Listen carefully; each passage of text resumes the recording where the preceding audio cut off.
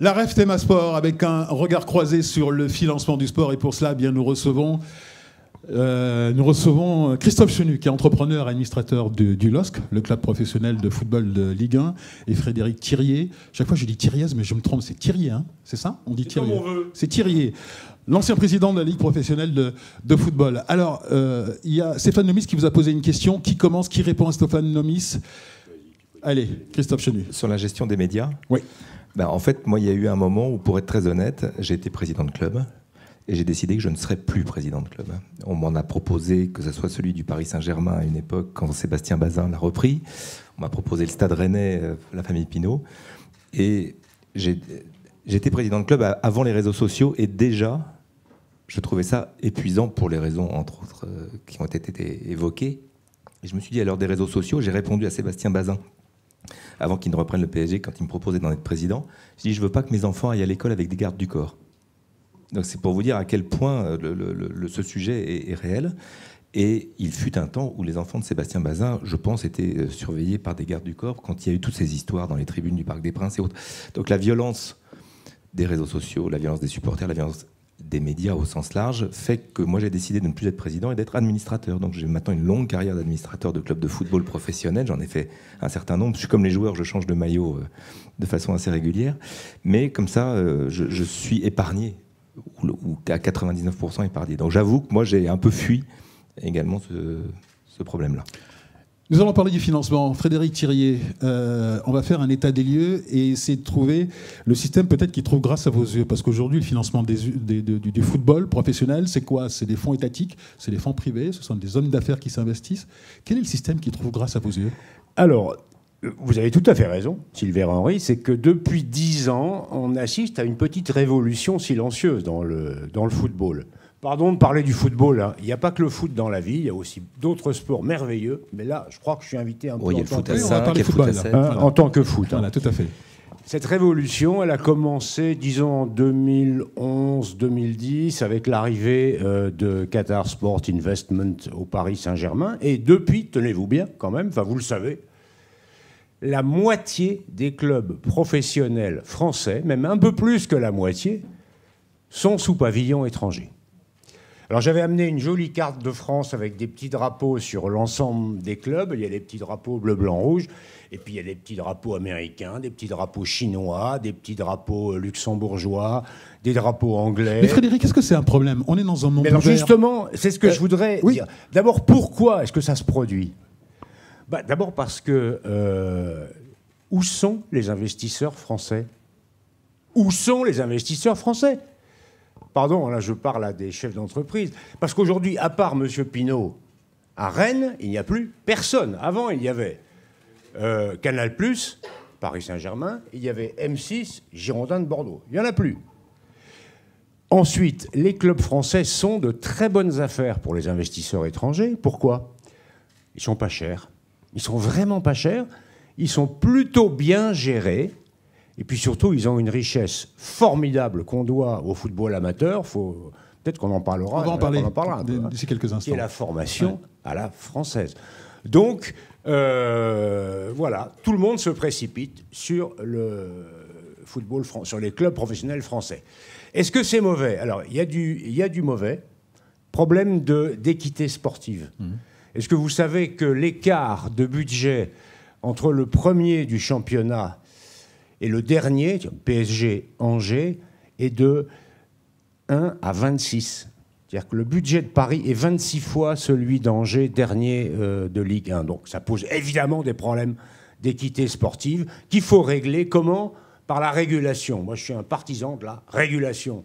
Le contrôle financier des clubs qu'on fait en France, le fair play financier, une répartition plus égalitaire des droits télé, hein, parce qu'ils sont aujourd'hui trop différenciés. Mais je termine sur les avantages. Le football français est beaucoup plus compétitif que par le passé. Il faut savoir que jusqu'à peu, on était les grands derniers, les bons derniers des 5 grands championnats européens. Grâce à ces investissements étrangers, on va finir. Et je vois Christophe Chenu qui dodeline de la tête. Alors comment gagner en compétitivité en voyant dodeliner de la tête? Christophe. En compétitivité par rapport à l'international, aux concurrents étrangers. Oui. Je dirais qu'on a quand même, les clubs français courent avec des boulets accrochés aux pieds. On est le seul pays où il y a une loi E20. Alors on peut tout à fait être pour la loi E20, c'est pas doctrinal, mais en tout cas on est les seuls qui ne pouvons pas avoir des bières ou des alcools comme sponsors au niveau européen. Et ce sont des sommes qui sont non négligeables. On a un sujet... Mais là, c'est un problème de santé publique, quand même. Non, mais c'est pour ça que je dis, oui. je parle économie. Alors là, je ne veux surtout pas rentrer dans un débat sociétal. Le deuxième sujet, c'est celui des charges sociales, qui sont plafonnées à 15 000 € à peu près par joueur en Angleterre, en Allemagne, en Espagne, et qui sont en France de 40% du salaire du joueur. Donc autant vous dire qu'un club comme Lille doit payer en charges sociales l'équivalent de toute la Bundesliga, donc le championnat allemand, et de la Liga espagnole réunis. Donc ne serait-ce que ça nous rend totalement impossible d'un point de vue compétitif. Et puis après ça, il faut qu'on brille un peu plus sur la scène européenne au niveau des clubs pour avoir plus d'attractivité au niveau des médias, des spectateurs, des sponsors, de tout le monde, pour augmenter les recettes. Mais la dernière chose serait la conséquence, malgré tout, d'une économie qui serait plus facile si elle était moins contrainte. Prenons une équipe qui est proche de Lille, il s'agit de Lens, qui est deuxième du championnat, qui va se qualifier pour la Champions League, qui a un budget de 62 millions à peu près, je crois, d'euros, face au Paris Saint-Germain qui a 700 millions. Comment un club qui a une véritable culture de football, qui a un public football, peut-il résister dans ce que vous décrivez? C'est-à-dire impossible aujourd'hui de pouvoir être compétitif pour Lens. Après, la question pour Lens, c'est pas sur une saison au niveau national d'avoir été performant. Nous, on l'a été avec Lille, on était champion de France il y a 3 ans. J'ai envie de dire, régulièrement, il y a un club, moyen plus, qui fait une surperformance. La difficulté, c'est la saison d'après. Parce que déjà, pour avoir fait cette performance, probablement, il va se faire piller quelques-uns de ses meilleurs joueurs. Et il aura probablement aussi besoin d'en vendre certains pour des raisons économiques. Et puis, il va falloir qu'il affronte la compétition européenne plus une attente forte au niveau français. Donc constituer l'effectif qui va avec, ça va être compliqué. Jouer beaucoup plus de matchs à haute intensité. Donc la difficulté, quand on n'a pas les moyens d'un Paris Saint-Germain ou de très grands clubs, c'est de concourir en fait sur tous ces tableaux-là en même temps, qui nécessitent des effectifs quantitativement et qualitativement de haut niveau. Et ça coûte évidemment très cher. Vous voulez réagir, Frédéric? Vous voulez réagir? Sur les charges patronales, je sais que ça embête tout le monde quand on en parle, nous, dans le football, mais du fait de l'absence de plafonnement, il y a un chiffre que j'aimerais que vous gardiez. Le club d'Angers, toujours lui, parce qu'il est dernier du championnat de Ligue 1, paie 12 fois plus de charges sociales que le Real Madrid. Voilà, c'est un truc qu'il faut savoir. Alors après, pour les problèmes d'équité sportive, il y aurait une solution extrême, à laquelle d'ailleurs beaucoup pensent, mais pour l'instant ça n'a pas abouti. C'est le championnat fermé à l'américaine. C'est-à-dire répartition égalitaire entre tous les clubs des ressources, notamment des droits télé, système de la draft pour les transferts, c'est-à-dire c'est le club dernier qui choisit son joueur, mais enfin, ça veut dire en même temps pas de montée, pas de descente. Et ça, pour l'instant, en Europe, on n'y est pas prêt, et je crois à juste titre. À vous écouter, ce que vous réclamez tous les deux, c'est qu'en fait, le sport et le foot professionnel soit une économie à part, tant au niveau de la taxation qu'au niveau du regard qu'on porte sur le football. Moi, je réclame rien, je fais juste un constat. C'est évidemment que je peux pas... J'ai beaucoup de mal à expliquer que le football doit être traité différemment au niveau des charges sociales par rapport à un autre secteur d'activité, sauf à considérer, comme pourquoi pas le monde du trading, des traders bancaires, que c'est un marché totalement libéralisé au niveau de la géographie. Et c'est vrai que les joueurs raisonnent en salaire net. Donc quand vous voulez recruter un joueur, vous lui dites c'est 100 000 net. Le 100 000 net en France, il coûte peut-être 250 alors qu'il va coûter 130 dans d'autres pays. Et eux, du jour au lendemain, ils choisissent de partir, enfin pas du jour au lendemain, mais tous les 6 mois, ils peuvent choisir de changer de club par rapport à cette donnée-là. Donc on est dans un univers concurrentiel extrêmement volatile de ce point de vue-là. Et donc on n'est pas compétitif à cause de ça. Voilà, c'est un constat. Frédéric Thiriez, vous évoquez une ligue fermée, un peu à l'américaine. Dans ce cas-là, dans le cas d'une ligue fermée, il n'y aurait plus de ruissellement vers le football amateur. Ce serait comme aux États-Unis. C'est-à-dire que quand on est dans une ligue fermée aux États-Unis, le sport amateur aux États-Unis n'est pas en lien avec le sport professionnel. C'est ce que vous voulez? C'est ce que vous prenez? Sûrement pas. Moi, je ne suis absolument pas pour le championnat fermé. Je l'ai cité parce que beaucoup d'esprits y pensent, notamment chez des patrons de clubs et chez les grands groupes qui sont actionnaires. Non, je suis totalement contre, parce que dans ma conception du sport, et notamment du football, il doit y avoir des montées et des descentes des rétrogradations et des promotions chaque année. Alors, on peut dire un mot du ruissellement. Ouais. Moi, j'avoue que je vais peut-être vous surprendre en vous disant que le ruissellement, enfin, à supposer que cette théorie du ruissellement soit vraie dans l'économie générale, il n'y en a pas dans le football. Il n'y en a pas dans le football parce que le ruissellement n'est pas naturel. Il est réglementaire ou conventionnel. Je vais m'expliquer. Oui, expliquez-vous. Oui. Et puis, il y a une autre chose assez surprenante, c'est qu'il n'y a pas de ruissellement parce que c'est plus le bas qui alimente le haut dans le football. Autrement dit, c'est un ruissellement à l'envers. C'est plus une aspiration. Pourquoi ? Parce que les clubs amateurs enrichissent les clubs professionnels, n'oublions jamais ça, par leurs jeunes joueurs formés. Donc c'est plus une aspiration du bas vers le haut qu'un ruissellement du haut vers le bas. Alors, à cause de ça, on a créé des mécanismes de ruissellement obligatoires, c'est-à-dire ce qu'on appelle, nous, les mécanismes de solidarité, pour que les clubs professionnels rendent un petit peu quand même aux clubs amateurs ce que ces derniers leur ont donné. Le premier, et j'en parle avec grand plaisir devant l'auteur de cette mesure, Madame Buffet, c'est la taxe Buffet, taxe de 5% sur les droits télévisés et qui va au sport amateur en général. Elle est payée aujourd'hui à 90% par le football. Bon, après tout, c'est normal, puisque c'est le foot qui a le plus de recettes télé. Le plus de revenus, mais elle va pas au football, soyons clairs. Elle va à l'ensemble des sports. Et on a créé d'autres mécanismes, comme les indemnités de formation, qui sont versées, mais là, Christophe serait bien placé pour en parler, qui sont versées par les clubs pro aux clubs amateurs qui ont formé les joueurs. Il y a enfin et surtout une mesure dont je suis assez fier, parce que je l'avais créée avec mon collègue de la Fédé, Claude Simonet, en 2002, qui est la contribution volontaire de la Ligue professionnelle à la fédération pour le foot amateur, qui est de 2,5% des droits télé. Mais ce n'est pas suffisant, c'est ce que vous dites. Ah, je pense que ce n'est pas suffisant. On est même assez loin du compte tenu de l'extraordinaire enrichissement des clubs pro par les clubs amateurs. Christophe, vous êtes d'accord avec Frédéric ? Oui, alors évidemment, en tant que club professionnel, le moins on redistribue, plus on est content. Mais par contre, ces mécanismes, ils sont effectivement, ils ont été imposés, mais ils ont le mérite, d'exister et de faire malgré tout ruisseler un peu d'argent. Il y en a un troisième, mais qui est au niveau européen. En cas de transfert international d'un joueur, une partie du montant du transfert est reversée à la chaîne des clubs formateurs en fonction du nombre d'années et de l'âge où est passé le joueur. Et d'ailleurs, je me suis toujours posé la question de pourquoi est-ce que c'était lors d'un transfert international et pas d'un transfert y compris national. Mais bon, en tout cas, ça n'est que dans le cas d'un transfert. Donc vous priez, quand vous êtes un club amateur, pour que Dembélé soit transféré non pas au PSG, mais à Barcelone. Donc c'est un peu bizarre. Mais en tout cas, ça existe aussi et ça génère des sommes très importantes. Alors c'est un peu le jackpot. Tout d'un coup, le club amateur, il touche 3 ans de budget lorsque Dembélé, il est transféré à Barcelone. Mais bon, ce mécanisme-là aussi existe.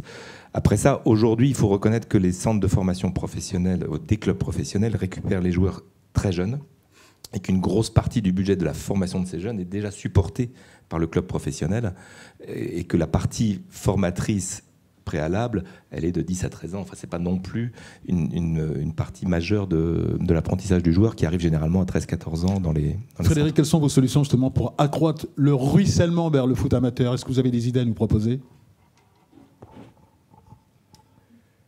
Il faut augmenter, je pense, la contribution volontaire de la Ligue professionnelle au football amateur, surtout si le prochain appel d'offres des droits télé se révèle mauvais. Ce qu'on ne peut jamais exclure. Le pire n'est jamais sûr, c'est bien, mais il faut quand même prévoir.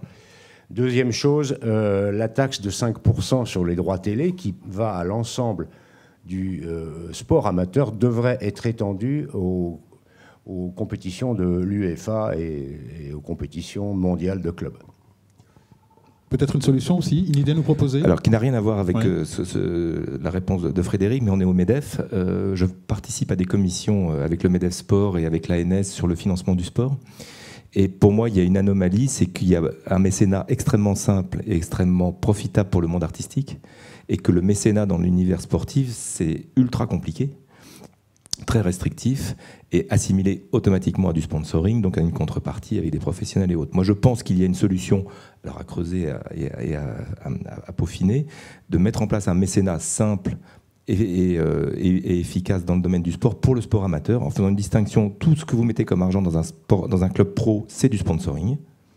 Mais si vous financez le petit club de quartier, que vous êtes un bistrot ou un distributeur local et que vous donnez 2 000 euros, 5 000 euros au club de quartier, ça doit pouvoir passer en mécénat, parce que la contrepartie, vous n'allez pas passer à la télé. Votre panneau publicitaire, il ne va pas passer à la télé. Mais par contre, vous avez peut-être une chance qu'ils viennent dîner et manger une pizza chez vous après leur entraînement. Mais on est vraiment dans une logique de mécénat qui pourrait être très profitable à la fois aux entreprises qui, comme ça, rendraient un service géographiquement à leur communauté, et aux petits clubs amateurs qui trouveraient un financement, mais défiscalisé pour l'entreprise, ou en tout cas avec une fiscalité favorable. Donc moi, je pense qu'il y a quelque chose à creuser, ne pas faire une usine à gaz, parce que là, aujourd'hui, pour faire du mécénat dans le sport, c'est cauchemardesque, et faire en sorte que, voilà, un petit club amateur, on peut lui donner de l'argent, c'est du mécénat, c'est défiscalisé, et on aurait là un financement qui pourrait être assez... Cet après-midi, lors de cette Thème Sport, nous allons parler de la gouvernance. Votre avis sur la gouvernance du football, pas du sport, mais du football. Est-ce qu'elle est au niveau, au regard des enjeux financiers et des sommes qui sont véhiculées dans le football? Quel est votre avis sur la gouvernance? Je vois Frédéric qui sourit. Alors prenez le micro, allez-y. Je souris parce que j'ai un avis assez sévère sur la gouvernance des fédérations, peut-être en général, mais surtout de celle que je connais le mieux, qui est la fédération de foot. Élargissons, fédération, ligue, club. Oui, moi ce que j'aimerais bien tout de même, c'est que l'idée du suffrage universel pénètre un jour le monde du sport. Ce serait quand même une première chose, me semble-t-il. Qui sont les membres des fédérations? Ce sont les clubs. Dans le foot, pour prendre cet exemple, il y a 13 000 clubs. Croyez-vous qu'ils soient électeurs pour élire les instances dirigeantes? Non. Vous appelez quoi? Que ce soit les clubs, que ce soit les joueurs qui puissent voter, par exemple? Non, je pense que les membres de l'association que constitue la fédération, ce sont les clubs. Ce ne sont pas les licenciés, ce sont les clubs. On en a 13 000. Ouais. Il me paraît très normal que ce soit les 13 000 clubs qui élisent le président et le comité exécutif. Ça n'est pas l'état du droit aujourd'hui. Le Parlement en a délibéré et a trouvé une solution bizarre, pardon. Mais ils ont dit, au fond, non, oui, 50% seulement doit être les clubs. Mais alors, les 50% restants, c'est quoi? Donc, on va arriver à un truc ingérable. Moi, je dis, soyons simples, quoi. Ils doivent être élus au suffrage universel des clubs. Et tant qu'on n'aura pas fait ça, on restera au 19e siècle. Christophe, votre avis sur la gouvernance du foot? J'adhère totalement à ce que dit Frédéric d'une part. D'autre part, j'adhère à ce qu'a évoqué Geoffroy en préambule. Je pense que le monde du sport et sa gouvernance doit s'inspirer du privé, notamment des entreprises cotées en bourse, pour mettre des contre-pouvoirs, du professionnalisme, des gens salariés, pas forcément des gens bénévoles qui dirigent, parce que ça peut aussi ouvrir des portes à des dérives. Donc je pense qu'il faut maintenant effectivement faire ce transfert-là. Et après ça, moi, ma vision des choses, c'est que je trouve qu'aujourd'hui, ça devient un peu compliqué d'avoir une FIFA, une UEFA, une Fédé, une Ligue, une société commerciale et autres, qui finalement ont tous des objectifs spécifiques. Alors c'est la même chose dans le rugby, dans le tennis, il y a plein d'autres. Et en fait, qui ne poursuivent pas les uns et les autres les mêmes objectifs, surtout quand il y a énormément d'argent en jeu. Donc il y en a qui démultiplient les compétitions, d'autres qui diminuent le nombre de matchs par an. Enfin, donc c'est assez complexe quand on est un acteur au milieu de tout ça. De satisfaire ne serait-ce qu'au fair play financier européen et à la DNCG, qui ont des critères de gestion de vos comptes qui ne sont pas les mêmes. Dans un cas, c'est le compte d'exploitation, dans l'autre cas, c'est les fonds propres. Donc vous pouvez passer l'un et pas passer l'autre. Donc on se retrouve avec trop d'acteurs, à mon avis, qui ont trop d'intérêts particuliers, plutôt que quelques acteurs qui aurait le même intérêt général. Dans quelques instants, nous allons recevoir Jacques Rivoal, qui est le président du groupement d'intérêt public en charge d'organiser la Coupe du Monde de rugby 2023 en France. Est-ce que vous avez une question courte à lui poser? Il va arriver juste après. Est-ce qu'on va gagner? Première question, est-ce qu'on va gagner, Frédéric? Aussi, est-ce qu'on va gagner? Ce sera la question qu'on va poser donc à Jacques Rivoal. En tout cas, on voudrait qu'on gagne. On voudrait, oui, vous le souhaitez, mais en tout cas, Frédéric pose la question. Il faut qu'il nous dise oui. Voilà, il faut qu'il nous dise oui. Voilà, donc il est obligé de dire oui. Merci à vous deux. D'ici quelques instants, nous allons recevoir Jacques Rivoal.